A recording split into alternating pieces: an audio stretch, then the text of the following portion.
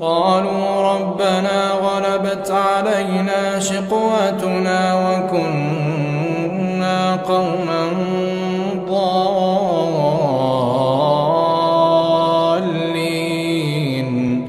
ربنا